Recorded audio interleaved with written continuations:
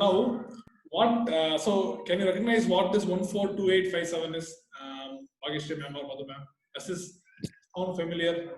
Seem familiar? What, sir? 14? This number 1457 at the board. Is it familiar to you? Okay. This is digits when we divide 1 by 7, I think. Exactly. So if you see 1 by 7, this is equal to 0.142857, and this is repeating. Okay. Set of repeating digits. Exactly. So now one thing we have, one track that we're going to follow is we're going to take this repeating part separately as a separate number. Okay. So we get this number 1,428,579. So 1,42,857. Yes. And then we are just trying to multiply this number with 1, with 2, with 3, and so on. We are just multiplying and seeing the answer, and to see if there is anything noteworthy in the answers. Yeah, so you can try that. Jagdish sir has found something, so he's discussing that now. Yes, sir. Jagdish sir, continue, sir. Yeah, sir. What I did first, I started with the movement of my fingers and everything. 142,857 into 1. So it made me some pattern, geometrical pattern on that. Okay. Then first I multiply with 1. 142,857 into 1. So then you get the number. Then join those points, sir. 142 and 857 separately. 2, that is 142. Okay. Join those points, sir. 142. 1, 4, 2. Just observe the movement of your finger. That line also. 142. Okay, 142 like this. Okay.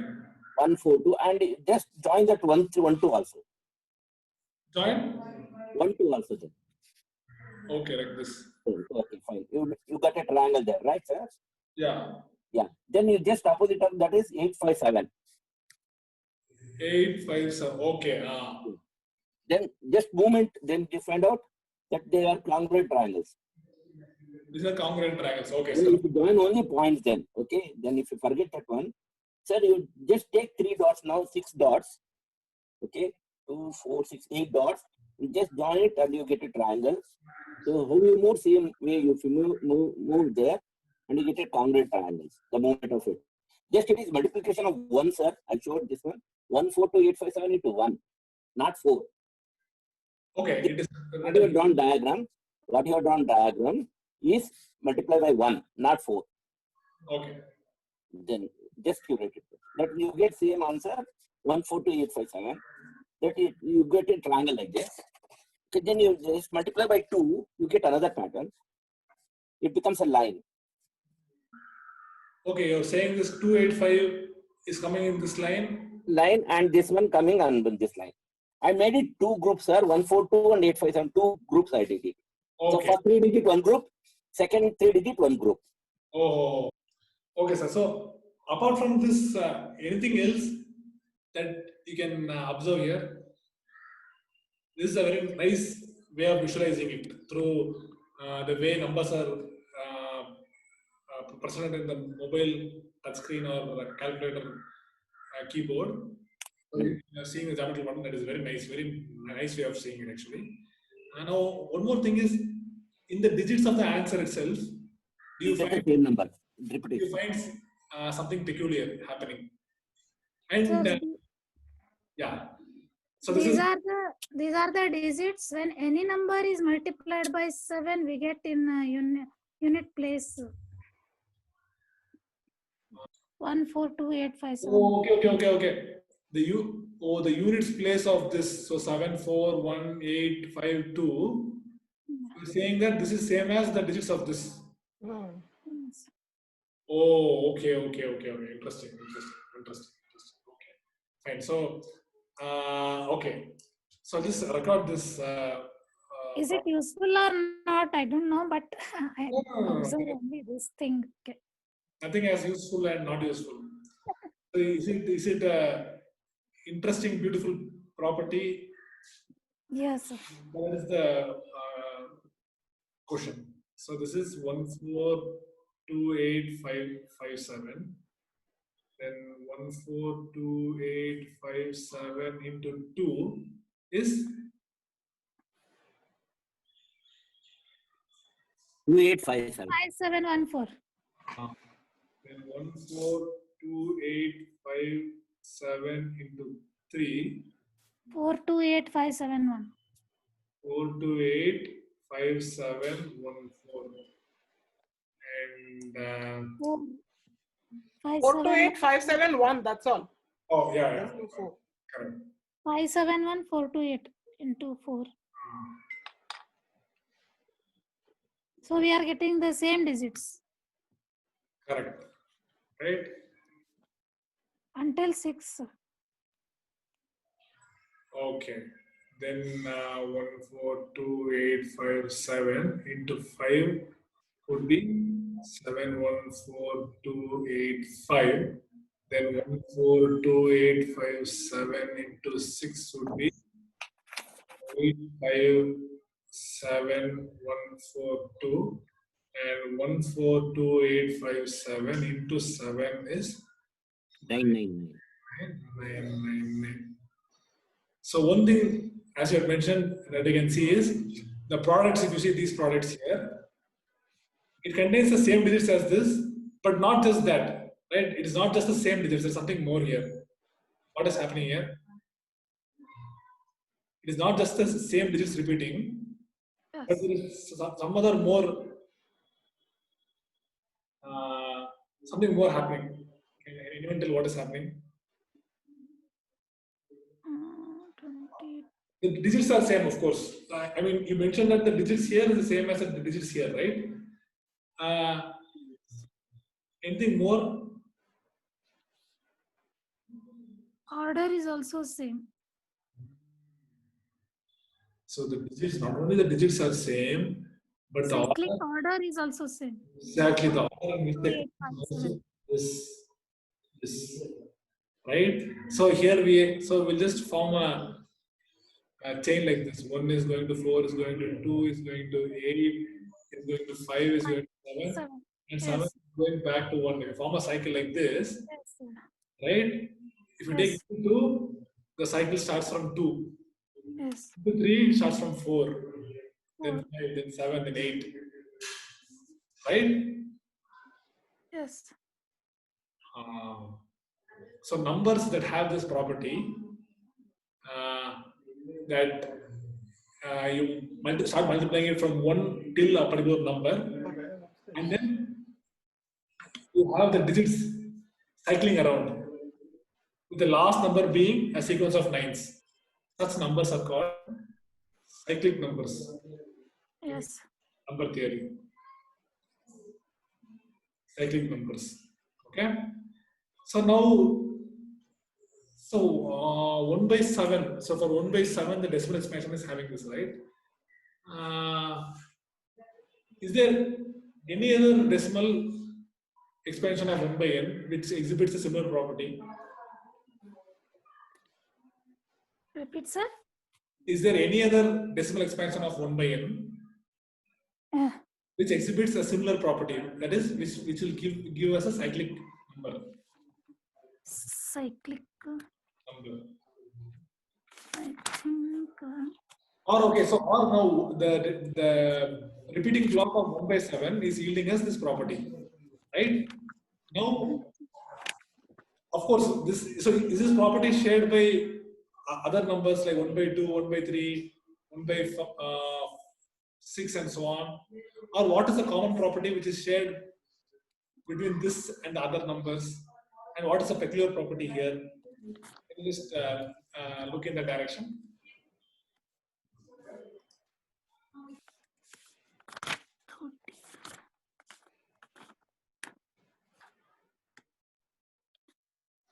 Uh, 19. 1 by 19. Wow, 1 by 19. It's So are you doing it manually? no. I did it with a program. Great. So a program which generates a repeating block. Yeah, it generates the decimals up to 100 places, whatever. So Oh, so from that you can find out the. yeah. Okay. Nice. So 1 by 19. So 1 by 19 is the next number which is exhibiting the proper variables. We'll see. So what is 1 by 19? Can I share what is value of 1 by 19?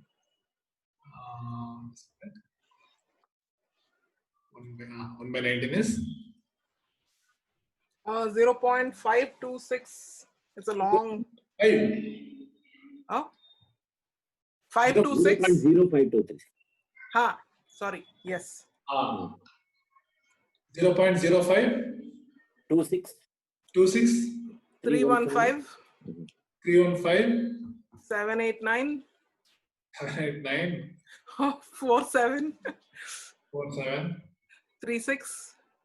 36 84.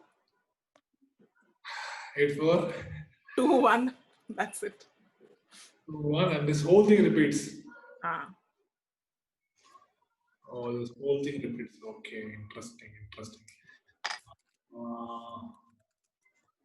So at this point, okay, I mean, just looking at this, I'm getting a question. And you also like, whenever something makes you wonder or if some question comes to you, immediately feel free to share it. Okay. So here, what can be the maximum size of the repeating block? What can be the maximum size? Maybe N, sir. Even I tried for some of the numbers here. I will share it.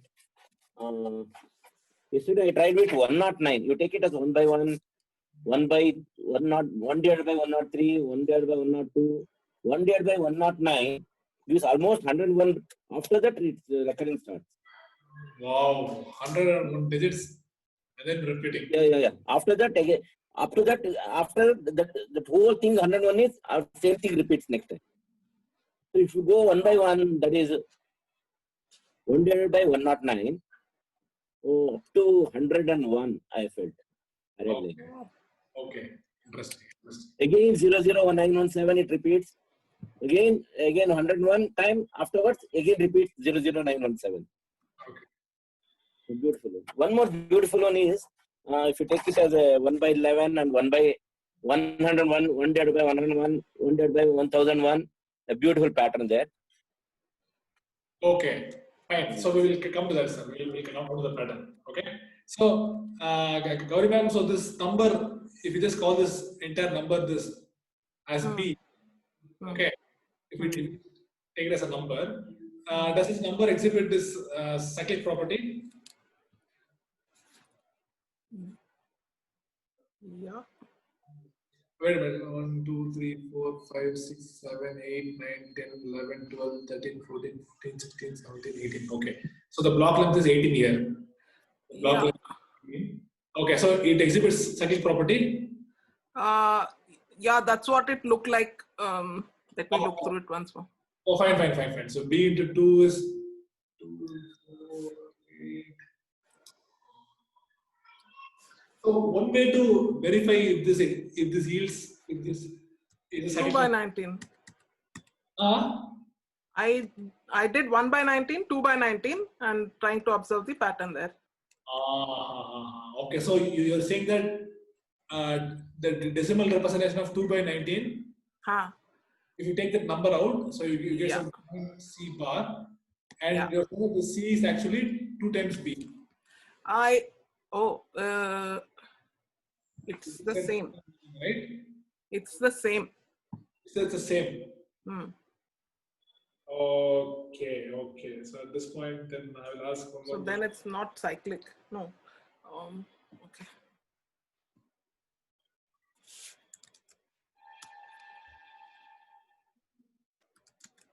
Okay, so just one more. So after you made this comment, I'll just raise this one more question. Suppose we have 0.83 repeating, okay, and I have to find the value after multiplying it with 6. So as Jagdish sir mentioned last week, what you can do is you can convert this. Into the rational number form, P by Q form, and multiply it with 6, and then find the decimal. This is one way. But then without, okay, so this is definitely one way. So, but then can't we, so if you just have 0.83 into 6, we can multiply it like this, right? So 1 into 49, 4.98. Similarly, can you do a simple multiplication here? And would the answer be 4.98 bar? Just explore this also. Because this and this is related, right? Right. Okay. So again, to verify if a number is cyclic number or not, one way is of course to multiply it manually and see 1 into 2 into 3 into 4 into 5.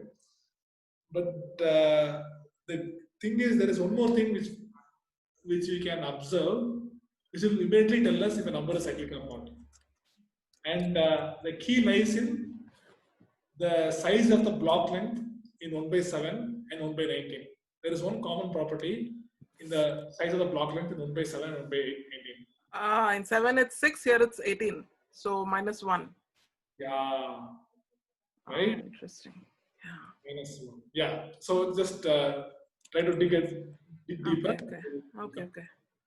Jagdish sir, now you can share your observations, sir. Okay, then just you take 1/11. 1/, next number is 1/101.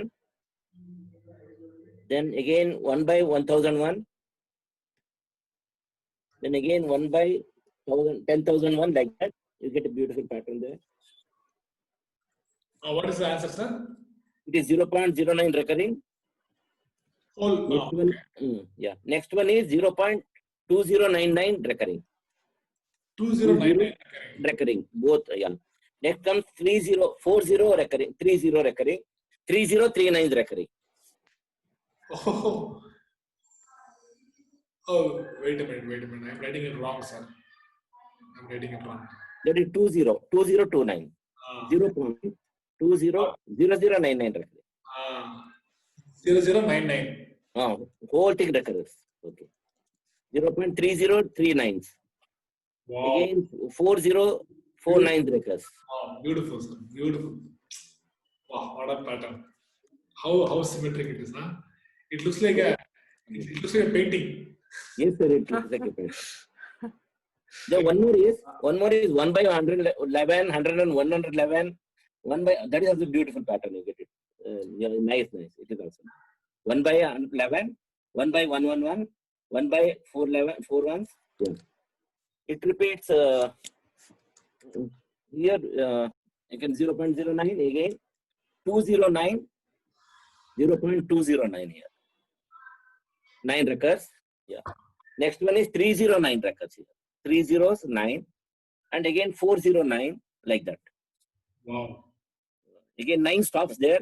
Here both will recur at the same time, but here only 3 recurs. 9 is constant, 0 is a variable here. Very nice, sir. Very nice. So 0 is the first digit, 9 is the last digit. Yeah. They're all playing together. In all cases. So now suppose instead of 09, if I want 08, 0.08, then 0.0088, how can I get this pattern, sir? Any idea? Yeah, sure. I will find out, sir, please. Okay. Very interesting. Wow.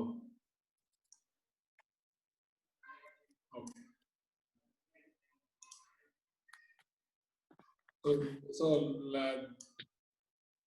lots of question has arisen already.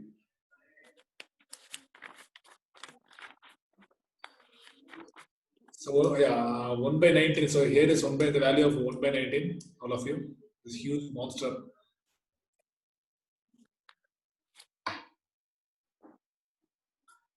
Bhagesh ma'am was trying for 1/13. Okay.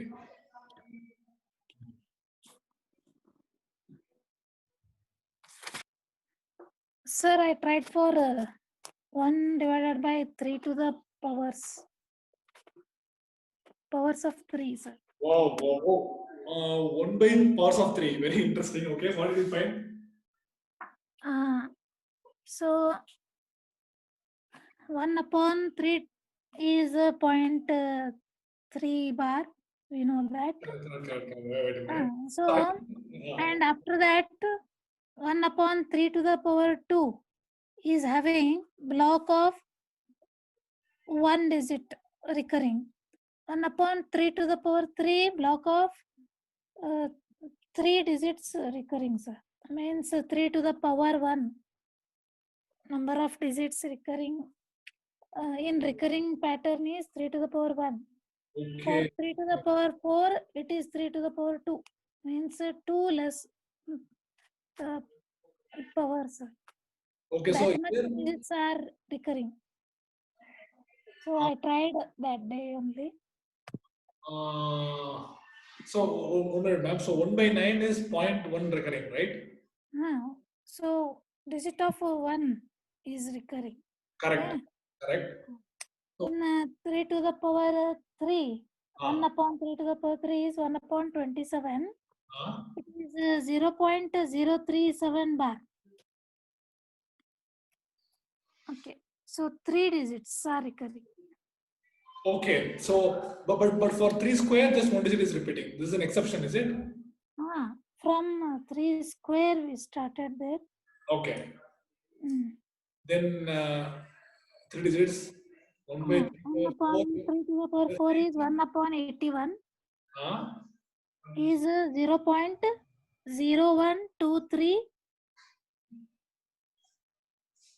0.012345 4, 5. 45679.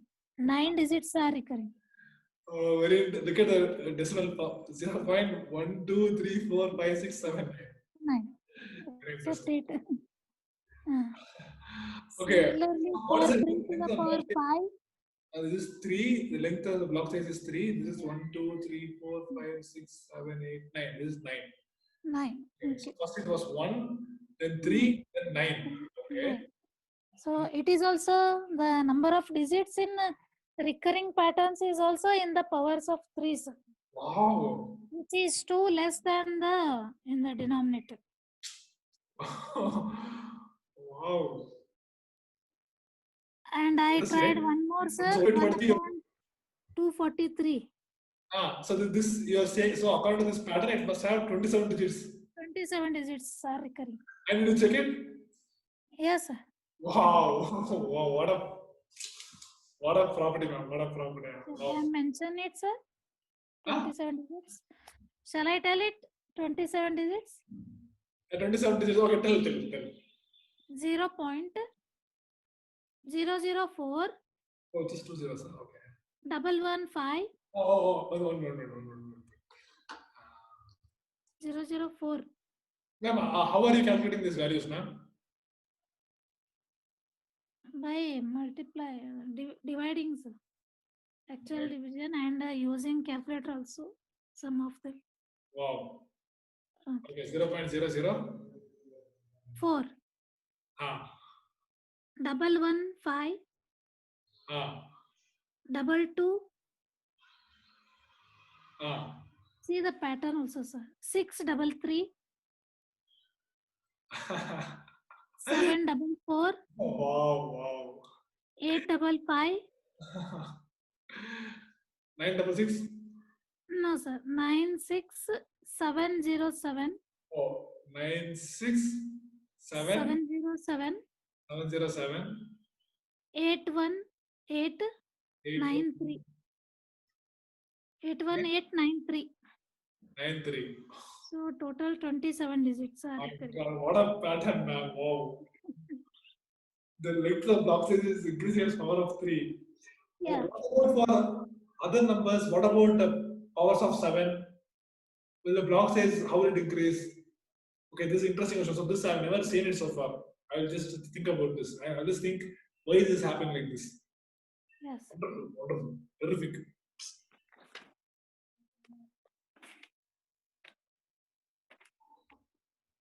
And 1 upon 9 we tried that time only, sir.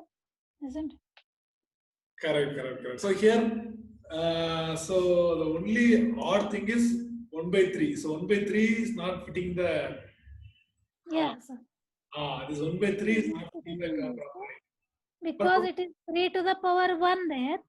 So 1 minus 2 becomes a minus, no, sir? So we are not considering that. Reject the negative. Comma 1 upon 3 to the power 2 we can consider. Wow, what a So property. so we can generalize 1 upon 3 to the power n. Okay. In the expansion of that block of 3 to the power n minus 2 digits. we have. So in mathematics, so this thing now, it seems that we have got evidence that this is working, but we cannot be 100% sure that it will extend always, right? No, But yes. right now we have good evidence. So in this You case, also in mathematics, we call it a conjecture. conjecture, yes. So Bhageshri ma'am's conjecture is the Decimal size expansion. of the repeating Block.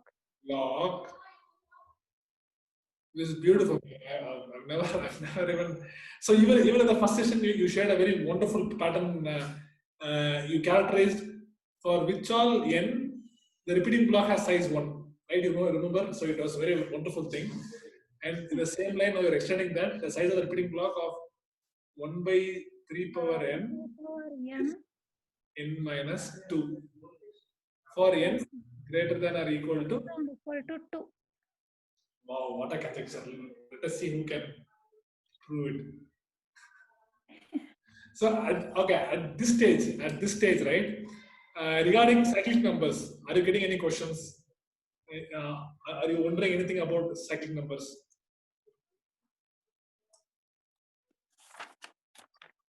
So actually, Are they occurring for only prime numbers or what? only prime, but thing is, so 11 is a prime number, but it doesn't work, right? For 11. Yeah.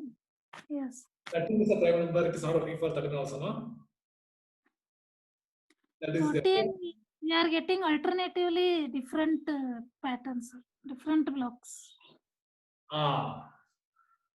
Right. So and next is 19. Okay. So for what numbers did it work or not? That is one question, no? One question I had about cyclic numbers is I think it is also cyclic, sir. which one, sir? Which one, ma'am? 1 upon 19. You Digits. think it is cyclic? Sir. So this gigantic number. This where is that number? Where is it hiding? How can you 2 hide? by 9. This is the number 1 by 19. So you think that this is cyclic? Okay. But again, how do you verify if a given number is cyclic or not? That is one question, right? One is of course multiply it through, multiply it with 3, 4, 5, and so on, and check. But this number, because of the property and because of the place from where it is coming, there's another way of actually seeing if it is cyclic or not. We will come to that eventually. But then one question about the cyclic numbers is, which mathematicians had is, how many cyclic numbers are there in total? This was one question they had. Okay, so they saw this 1 by 7. Okay, and they saw 1 by 19, like Gauri ma'am did, and some more 1 by n's also.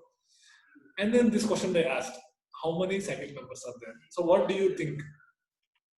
Infinite. Infinite. It appears like that, right? It appears like that. We have infinite primes, so there are infinite cyclic numbers also. Is what? Okay. Infinite prime numbers we have. So obviously we may have.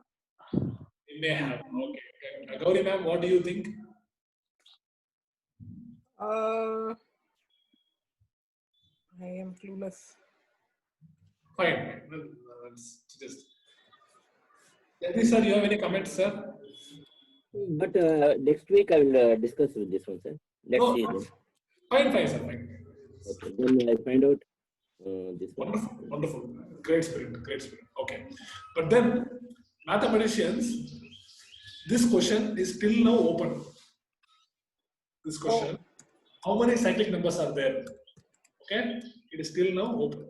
And many people believe that there are infinitely many, like how Bhageshri ma'am felt, many mathematicians believe. But so far, they have not been able to give a proof for it, like convincing argument for it, because you cannot check for infinite numbers, right? You cannot keep on checking, right?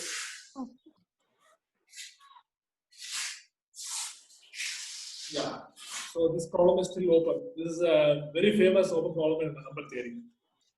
So this problem has a very humble origin in 1 by n's, in analyzing the patterns in 1 by n's, and then we just ascended some 3 or 4 steps, and then we have reached an open problem. So in number theory, especially in number theory, right, there are like plenty of open problems, plenty of open problems, which is very easy to state. You can reach that statement in a few steps, but then proving it is like, it'll take forever. So have I told you about Fermat's last theorem? No? No. Bhagishana? Sir, repeat, sir. Fermat's last theorem.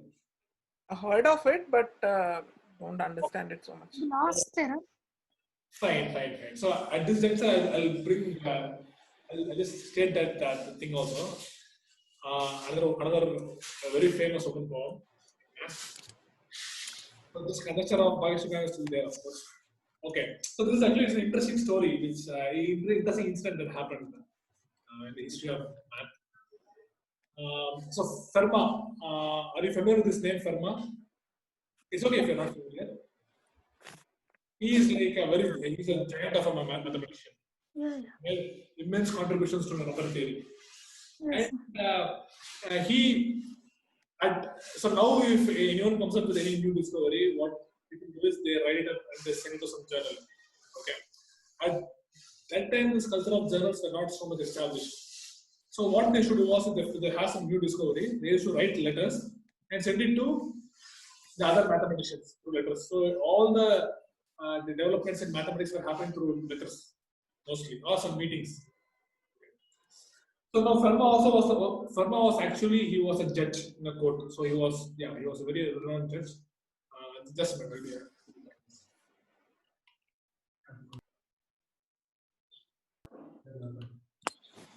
Okay. So Fermat was a very renowned judge, and in his free time, he spent doing math. He started going through the Greek work, and he started doing math. And as I said, he has made some immense contributions to number theory. So and then after his death, his son, he goes to his study and sees that he has plenty of unpublished papers which he has not sent to anyone. He has some books and all. So what he decides is, okay, maybe there may be some wealth of information there. Maybe I can give it to some other mathematicians who may be able to find out if there's something useful to this. So he sees this and he starts distributing it to other mathematicians or the mathematicians whom he knows. And in that, they find something, they find a book. There's actually a book they find. So let me just try to draw a book. Not good at drawing. Just assume that it must be a book. It's like a bat. Okay, this is the book. Okay. So they find a book. This book is a Greek work. It's a Greek work on something called Diophantine equations. Yeah, you need not be bothered about what these equations mean for now. Okay, this book was on that. Number theory, one branch in number theory. So this book, Fermat was reading. Okay, and in this book, in one of the pages margin, he had written something. Which had a huge influence on the math community for the next 3 centuries. So what did he write there? I'll tell you now. So do we all know what square numbers are? Yes. Square numbers, right? Square numbers or just squares? Just squares. Can you give some examples of squares? 4, 9, 16, 4, 25. 1. This 1 into 1 is 1, 2 into 2 is 4, 3 into 3 is 9, and so on. Right? These are all called square numbers. Okay. Now, is it possible that you add 2 square numbers and you get another square number? Is it possible that you add 2 square numbers? Yes. Possible. No. What a quick yes. Can you give some examples? Pythagoras theorem. Yes, Pythagoras theorem, right? So Pythagorean So, but one thing is, all these three should be integers, right? All these three should be integers. But still, Pythagoras theorem is definitely into this. Yeah. So can you But use? 1 plus 4 is not 5, no, sir? Huh? 1 plus 4 is not equal to a square number. Correct, sir. Correct. So 1 plus 4 is 5. It's not a square number. My question is, can we find some examples? Okay, okay. Yeah, of course, of course. Okay, so- Pythagoras theorem. Exactly. So sum of not sum of all two square numbers is a square number. Correct. Mhm. That's correct. Good observation. Now, can you find two square numbers, which if you add, you can find another square number? Examples? 3, 4, 5, Ah, 3, 4. okay. So, Pythagorean triplets, sir. Pythagorean triplets, yeah. so 3 square plus 4 square is equal to 5 square, right? So here, sum of two squares is another square. We have an example, right? This Pythagorean triplets was known from long time. 2500 BC. And so yeah, other thing is, even though it's called the Pythagoras theorem, this theorem again, like many other theorems, I think I don't know, not sure if I mentioned this. Other civilizations also knew, and if you see that Indians knew it. I mean, Indian work, which is much before the work of Pythagoras, has this Pythagoras theorem mentioned in it. Chinese also has it, I think so. The Babylonians also knew it, the Egyptians also knew it. But then it is called Pythagoras theorem. No, that is there. Fine. So Pythagorean triplets gives an example of sum of two squares being a square number. So this is the starting point of what Fermat writes in his margin here. Okay. So what Fermat writes is,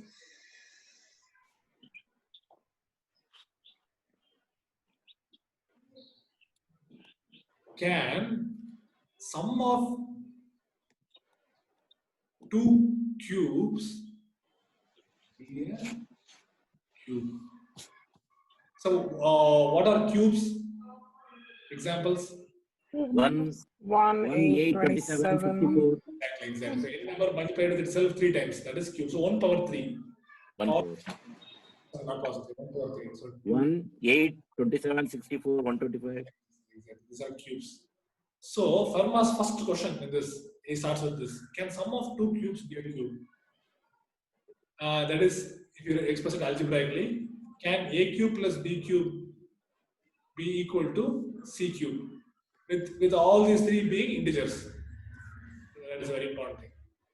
And then he continues with the next question. Can you guess what would have been his next question? A to the power To the power of 4. n. A to the power of 7. Exactly, right? So instead of third power 4, so can a fourth power be expressed as sum of two fourth powers? Can a fifth power in general, does this have a solution? Does it have an integer solution? Is it? Exactly. Next one. It says integer solutions for n greater than 2. For n equal to 2, it is clear, right? We have the Pythagorean triplets, definitely. This was the question he had raised in the margin. And if he had, and you know, just stop with this. He continues. He says, I have found a truly remarkable proof for this. No. He says, this cannot happen. He says, there are no integer solutions at all for this kind of an equation for powers higher than or equal to.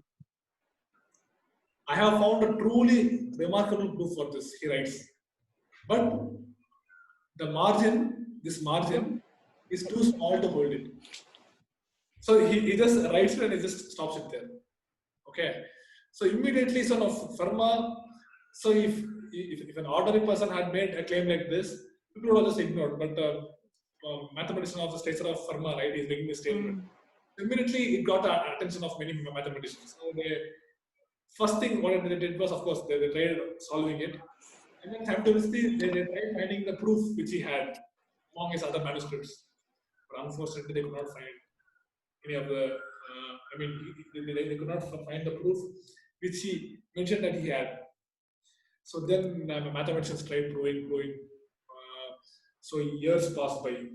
5 years, 10 years, 15 years, 20 years, no proof came by. So this happened somewhere in 1600s. The exact date, I don't remember. Somewhere in 1600s. 50 years pass, 60 years pass, and then till the time of Euler, there is no progress in this problem at all. There's absolutely no progress. In fact, there's one curious thing to be mentioned. Among the manuscripts of Fermat, they could find one in which he had proved that when n is equal to 3, there's no solution. Just for n equal to 3, there's no solution. They had found a proof. But they couldn't find the general proof which he mentioned. Then, till Euler, there was no progress. And Euler, he took up this problem now because by this time, 80 years, 90 years of many mathematicians trying. So this problem had acquired a kind of importance. And Euler tried, and all he could. Again, I may be a little bit, I'm not exactly sure, I may be wrong, but I guess he proved this theorem for n equal to 3 and 4. That's it. So for 3, already Fermat proved, but which Euler was not aware of, I think so. And n equal to 3 and 4, and maybe for something else, maybe. This I will check out.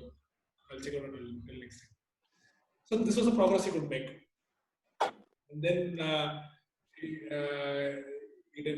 in 17th century, 18th century came, 19th century came, 20th century started, there was no proof for this. So it was like a famous mathematician named Hilbert, at around the 1910s, he lists some problems which are like very important to be solved, right? And of course, those problems are like very influential in math. That Hilbert, he mentions. So once somebody asks him, okay, now suppose, okay, now after you die, somebody revives you after 300 years, and you wake up after 300 years, what would be the first thing that you would want to know? What would be the first question that you would ask? What's the question? And it is remarked that he said the first thing I would ask is Fermat's last. So this conjecture of Fermat is known as Fermat's last theorem. It's not a theorem, but it is called the Fermat's last theorem because Fermat claimed that he had proved it, right? So Fermat's last theorem. This is the name of this conjecture. So Hilbert said that if I wake up from my grave after 300 years, the first question would be, is Fermat's last theorem proved? Mm-hmm. So again, time passed by, and 1950s, 1960s, no proof, 70s, 80s, 90s. In 1990, early 1990s, one English mathematician, I think his name is Wiles, Andrew Wiles. Wiles is the last name, first name I'm not sure. He gives a proof of Fermat's last theorem. So actually before him, many people tried giving proofs, but there were flaws and mistakes in that. So Wiles gives a proof in 1992, I think so. And again, it creates a lot of buzz, lots of people start doing, and that proof is 300-page proof. Mm-hmm. Okay, 300-page proof. And unfortunately, in that, and this was like he spent a decade working on this, Wiles, even more than that. And in this 300-page proof, they found an error. They found a gap, they found an error. And immediately they tried to work on it. They worked on it for weeks together, months together. Months turned into a year. There was no, they couldn't fix it. Just at the moment when they thought that, oh, okay, so this is another failed attempt, but a huge failed attempt, they were able to fix it at last. And so now this theorem is resolved, Fermat's last theorem. So after all this story, now the mathematicians keep asking this question: did he have a proof? Not that he was bluffing in his margin, definitely, but it always happens that we think that we have a proof, but then that proof there might be some mistake in the proof which we wouldn't have seen. So all these questions are there, and the tools which Wiles used to prove this was like much advanced. It was like a very advanced tools he used to prove this, which was not known during Fermat's time. So there is still this thing that, okay, if Fermat had a proof, how would it have been? Can you find a more elementary proof for this? So these are some lines which people speculate upon. So yeah, so maths is like rich with these stories of unsolved problems and conjectures. And right now, Bhageshri ma'am has given a very interesting conjecture. The block size of 1 by 3 power n. Yes. And then this, of course, this open problem that I mentioned. How many cyclic numbers are there? Are there finitely many or infinitely many? This problem is open. So maybe you also can try, you people also can try to attempt proving these open problems, because you never know, right? I told the story of Danzig in my second session, right? That he comes to the class, he sees two homework problems on the board and tries solving it, and then after all effort, he's able to solve it, right? And then he comes to know that those are not homework problems, but those are open problems, which his professor mentions without knowing. So yeah, we can just, even though the problem is open, even if it has escaped great minds, we might be able to get it because we may have some different way of looking at it, right? So you can, yeah. But this conjecture that size of the repeating block of 1 by 3 power n is something which I want to investigate. It's very interesting. I've never thought along this line at all. So I tried for 1 upon 2 to the powers and 3, product of 2 to the power and 3, sir. Okay. Okay. And 5, product of 5 powers of 5 and 3. Okay. So even Jagdish sir had done the same thing. And yes, ma'am. Tell me. So what did you observe there? So I observed generalization, shall I tell, sir? Yes. Yeah. 1 upon, I'll just write it down. Wait a minute. yeah. It's my observation just. Fine. Yes.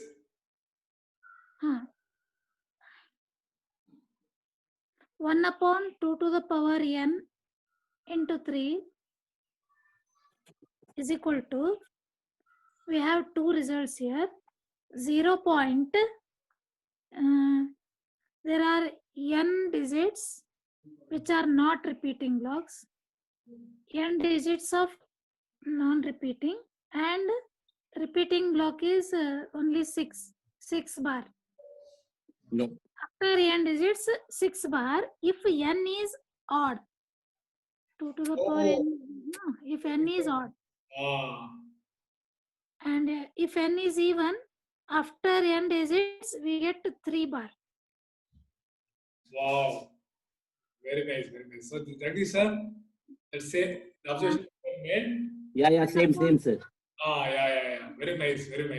Similarly, it is 1 by 5 to the power of n also. 1 upon 5 to the power n into 3. Same thing, sir. Same thing. Yeah, you're right. No. Same for 5. 5 to the power of n into 3 is also same. Power n into 3. Is also same. Yeah. Wow. Yeah, after n digits, 6 bar when n is odd, 3 bar when n is even. Beautiful. Yeah. But it won't be in the future, sir. In further, it doesn't repeat like that. It comes in different manner. If you take 1 by 7, it's different matter. Again, 2 to the power of n into 7, you get it different way. One thing I want to note here, suppose that 1 by 7, that is 2 to the power of n, that is if you take it as, here, if you take 2 to the power of 5, you get 10 digits actually. 2 to the power of 2n, you get it. Into, that is 1, 2, 4, 7, 8, that repeats. If you generalize it, 1 by 2 to the power of n into 7, you get it 2 to the power of 2n into 1, 4, 2, 8, 5, 7, repetition. Right. Yeah, you get it 4, but here is 2, 1, 2, 3, 4, 5, 6, 7, 8. Yeah. 2 to the power of 4 means 1, 2, 3, 4, 5, 6, 3. Yeah, of course it is. 1 by 7, 1 by 14, 1 by 28 like that. It is what she said, the ma'am said. Same if you take it 2 to the power of n into 7, you get it 2 to the power of 2n. Sorry, 2 times that is n. 2n, sorry. 2n into 1.14257, 142,857 recurring. This is for what? 1 by 2 power n into 7. Oh, yeah. 1 by 2 to the power of n. 1 by 2 to the power of n into 7, you get it. Yes, 2n. I'll just 2n. I'll record, sir. So you're saying that 1 by 2 power n into 7. You get it 2 times n. 2 times? N.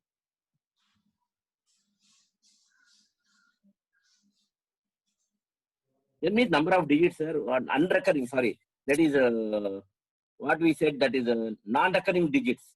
Oh, okay. Oh, okay. After decimal point, sir. Decimal, after decimal point, yeah. 2n digits.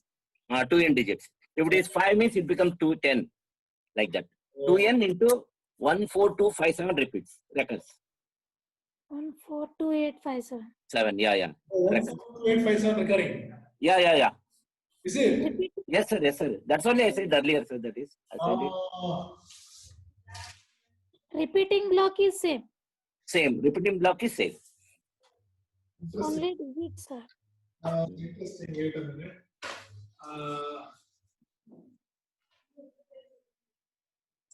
Calculation. Yeah, this is okay, fine. This, right, I'll just come back to this. And one more question which I had raised today was this. Where did it go? So 0.83. So here we see that 0.83 into 6 is 4.98. We can simply multiply. We can just multiply if there are finite number of digits. Okay. Now, if it is a terminate, if it is non-terminating, like 0.83 recurring into 6, will this be 4.98 bar? Is there a way to calculate this without? Yeah, is there a way to calculate it similar to the way we calculate in the terminating case? Sir, with the denominator 9, I observed something. Oh my God. Well, okay. Yes, go ahead. 1 by 9 is 0.1 bar. 2 by 9 is 0.2 bar. Okay. Yes. This you already shared now. This Yeah, nice. already shared. That Beautiful one. property. Yeah. It's very nice. Until 9 by 9, it is 1. No? So, after that, 10 by 9 is 1.1 bar. 11 is 1.2 bar. And so on. Isn't it? Correct. So, I observed 10 is 1 plus 9. Isn't it? Yes. So, similarly, I continued like this. And some observation I had done. So 1 plus 9 into n divided by 9 is equal to n.1 bar. Can you repeat it just slowly? 1 plus 1 plus 9 into n upon divided by 9 is equal to n.1 bar. wow. Similarly, 2 plus 9 into n upon 9 is n.2 bar. Wow. Up to 8. So 8.9. okay. So you can immediately any number by 9, you can immediately tell the answer, right? Yeah. If you have something like 583 divided by 9, what we can do is we can so if you have to quickly answer, what can we do? Divide it by 9. We can divide it by 9. So 7 8s are 56. Sorry, 8 yes.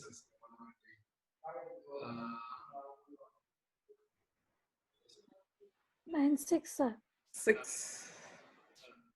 6 9s are 54, 43, and 4, 36, 7, right? So we can just stop here. Instead of continuing here, we can just see this and write now. Yeah. This is 64.7 bar. 64.7 bar. Very nice, ma'am. Very nice. Beautiful. Beautiful. So we can. Last week I have done some observation. Wow, very nice. Very nice. So any number by 9, you can immediately tell the answer. Huh? Yeah. So now here you're getting all the 1 digits now. 1.1 bar, 0.2 bar, until 0.8 bar, and 1. If you have to get 2 digits, all the possible 2 digits recurring, like 0, 1, 0, 2, 0, 3 till 9, 9 recurring, what should the denominator be? That is just another question that's coming to my mind. 9. But 0.99999 has no fractional representation, right? Ah, correct. So no wonderful. This is a very important thing here. So 0.999999. There's no fraction which yields us 0.99999, right? Huh. But it's not considered irrational, is it? No, it is rational, but it is the value is 1. Value is 1 because it's close to 1, but it's Yeah, not close to exactly 1. Yeah, if you convert into 0.999 reckoners, that is, if you convert into rational number, it becomes 1 only finally. There is no fractional representation for 0.99999 at all for 0.9 recurring. Then what is the meaning of that very number itself? What do you mean by 0.9 recurring? That's one question, no? First question is like, what is the meaning of it? Right. Suppose if you go to market, suppose usually if you take it as they will take it as 199 rupees 99 paisa. We give it 100 rupees and we come back. That's all. We don't demand 1 paisa or something, get back 1 paisa like that. We apply like this, it becomes almost, you would give it 100 rupees. We convert it that way. I feel 0.9 recurs. Actually, we consider as 1 because if you go to a market, suppose it is the cost is 99 rupees 99 paisa. We give 10 rupees or like that, we come back. That's only matter of scale, no? Like Yeah. Matter of scale. That's Only all. approximations are not exact fact. Yeah. If you take, mathematically, it is not that is true. 1. No. But But, math is dealing with facts, not approximations. It is a science, so we have to say that is. Yeah. So this is like what we do for convenience, right? For convenience, Convenience. instead of trying to deal with 1 paisa or less than, we just approximate that, right? So this is a nice analogy to explain why 0.9 recurring is taken as 1. But there is some other reason also. There is one very important reason behind that.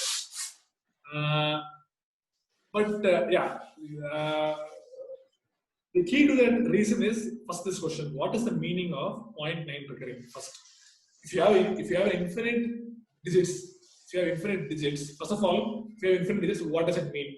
That is one question. Here, if you have 0.3 recurring for 1/3. So we can somehow convert that into a rational form, and this rational form has some sense, right? But we can take the difference between 1 and 0.9 recurring, no, sir? How is it a difference? It is not, it cannot be 0. It cannot 1 be. minus 1 is 0, but 1 minus 0.9 bar cannot be 0. Yeah, right. That's how it seems, right? That's how it seems, right? We don't have definite idea about that infinity, no?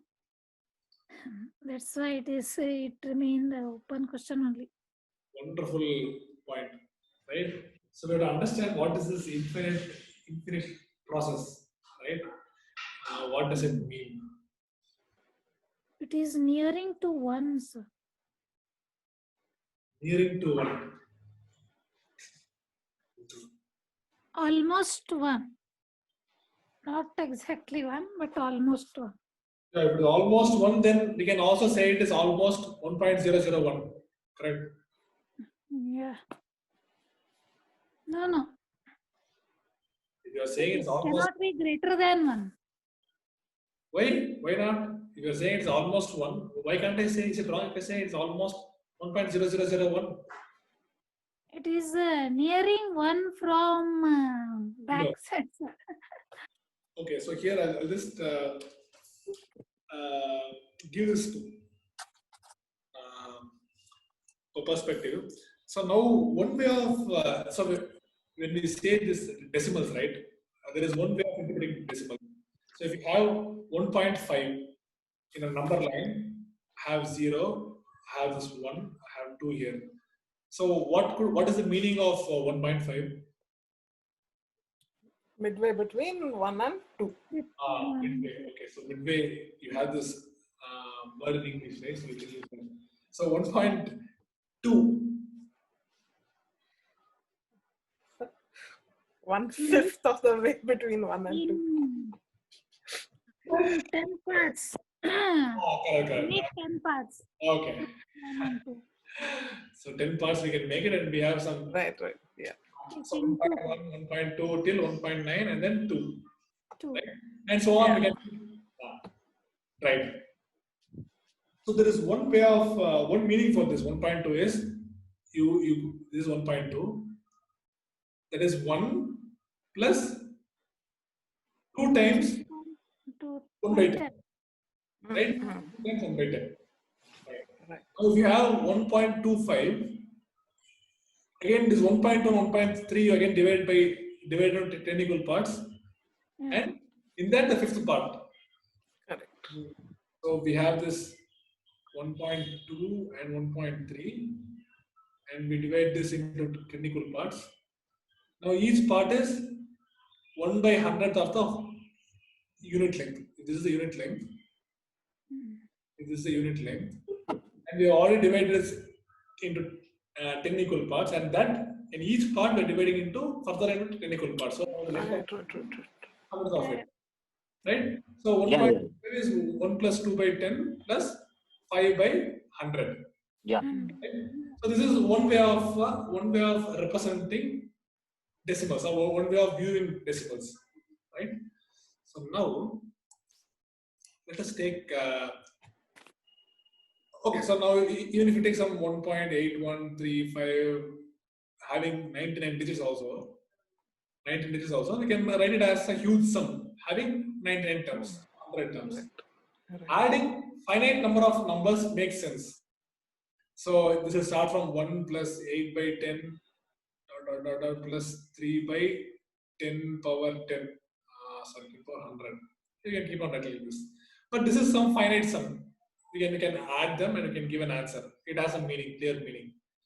Now, people start thinking, in the decimal form, we see that 1 by 3 is 0.3 bar, right? And this 0.3 bar, if you write it in this form, you get 3 by 10 plus 3 by 100 plus 3 by 1000. And what is the last number in this sum? 1 by 10 to the power of n. Sir? 1 by 10 to the power of n. What is the n? What is the value of n, sir? We don't know. Any number of zeros. 1 increasing. Right? So it doesn't seem to end at all, right? So now this question actually was like nagging people's mind for a long time. People did not clearly resolve. So this question was completely resolved only in 19th century for the actual meaning of this, right? So what does this mean? We can add 2 numbers and find the sum. We can add 3 numbers. We can add 10,000, 1 crore, any number, but any finite number we can add. It makes sense, but only thing is it will take a lot of time. But here you have an infinite sum. What could be the meaning of an infinite sum? Was a question which they had. So Converging series. Okay, Bhageshri ma'am, right here. This is a big word. This converging series is a very big word. I think it's an example. But yeah, what does it mean?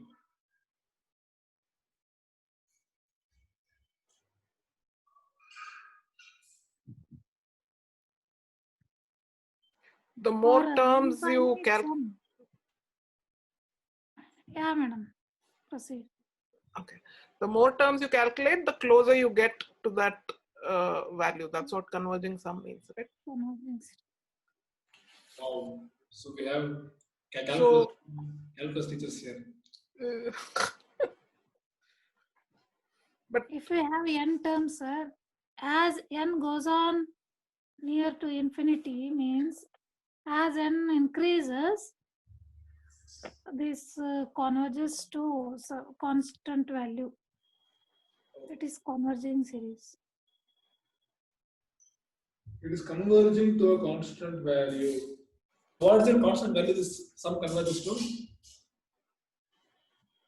Is 3 by 10 plus 3 by 100 plus 3 by 1000 and so on. What does this converge to? 1 by Infinity only. 3. Sir? 1 by 3. Infinity, I feel. Infinity. Okay, sir thinking infinity. Okay. 1 by 3, sir. Only. How can infinite number of, first of all, okay. Today, infinite of number. Any number by infinity is no meaning. It is infinite. Without infinity, it is no meaning. Actually, it is a big number, I feel. Yes, sir. So what Jagdish sir is saying is completely valid here. You are adding infinite of numbers, but how can it not go beyond 1 by 3? That is one question, right? Ma'am, Aisha ma'am, Yes, sir. Jagdish sir's point is also valid here, right? So you're adding infinite of numbers, and you okay. So in your words, take any n, okay, take any n, and if you add n terms, the sum will just be converged to 1 by 3. It won't cross 1 by 3. You're saying, no? Yeah. But how? But I can keep on adding more and more and more. You're saying no matter how many numbers I add, it will never cross 1 by 3. The values goes on decreasing, sir. Okay, value goes up. Denominator goes on increasing. Its value go on decreasing. It becomes, I feel this becomes. Equal to 0. It goes nearer to 0. Sir, if you take one example is 1 by 4, 1/2. If you take quarter and everything, if you go on adding, it comes to 1 only finally. Suppose 1 by 4, 1 by 16, 1 by like that, to the power of n. Yeah. It gets 1 only the answer. What do you mean by it coming to 1? Take a paper, sir. Go on folding 1 by 1 that one. Go on getting the different number for each part. If the sum of all the part gives to 1 paper only, then that is the value of 1. Take a sheet of paper, make it a half, then again 1 by quarter, like that. If you go on finding the value decreases, what ma'am said, so it becomes 1 only, I feel, answer. Okay. It is, I don't know. It is 0.3 recurring, I don't know. So, but if it half, quarter, 1 by 8, if you go on adding, so you get finally you get the answer is 1. If you infinitely if you add up. Okay. Let us consider this summation, infinite summation. Okay. Yeah. Okay. So now, what do you think? This also won't go to infinity. This will be like within some number, because each number is decreasing. Each number is lesser than the previous number, right? Yeah. So yeah, Bhagesh ma'am, what do you think about this sequence, ma'am? This series. Infinite sum converging to 2. This converges to 2, ma'am. 2.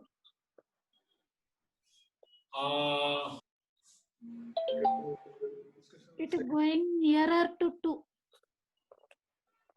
as number of terms increasing. Wait a minute. What I say is, if you add, just give me a moment. But if half plus 1/4 plus 1/8 plus 1/16 equal to 1, Yeah. then this has to be more than 1. 1 plus 1, 2 it should be. Yeah. So it's 1 plus, that should be 1 plus half plus 1/3 plus 1/4 should be then 3. At least.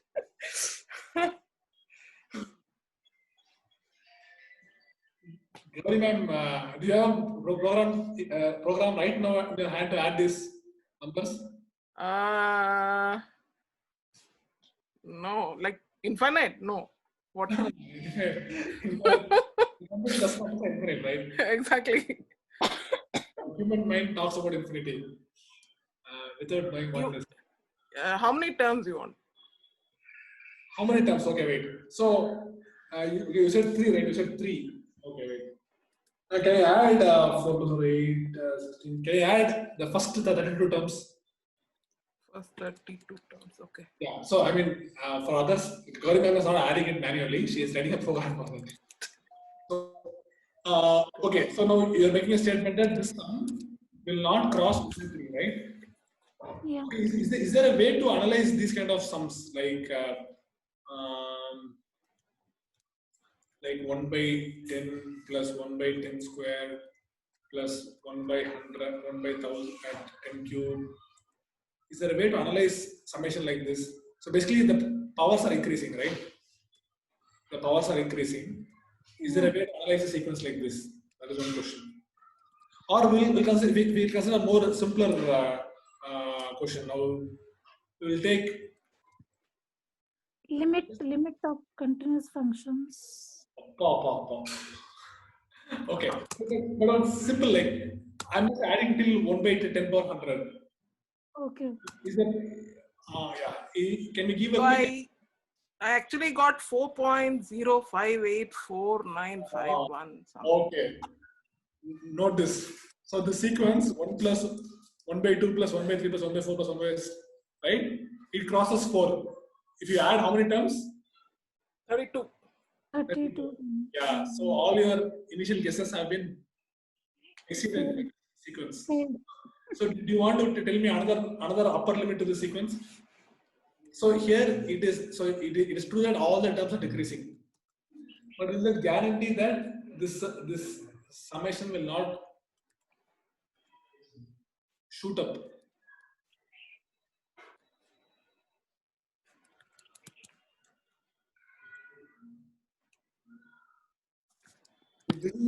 Yeah. But then as Jagdish sir said, we have got 3 by 10 plus 3 by 100 plus 3 by 1000 and so on from 1 by 3 itself. So we can say that, fine. Now,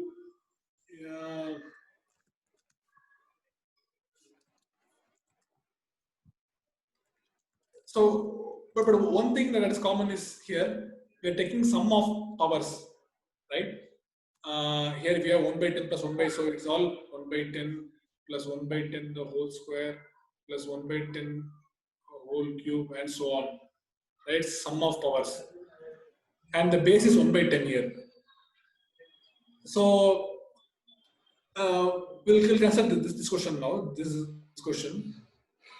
If the base is 2, we'll just keep the base to be 2 and take 2 power 0 plus 2 power 1 plus 2 power 2 and so on till 2 power 50. Can we give a formula for this answer? Is there a pattern here? This is one more question which is related to this, which is very closely related to this. So if you are able to add powers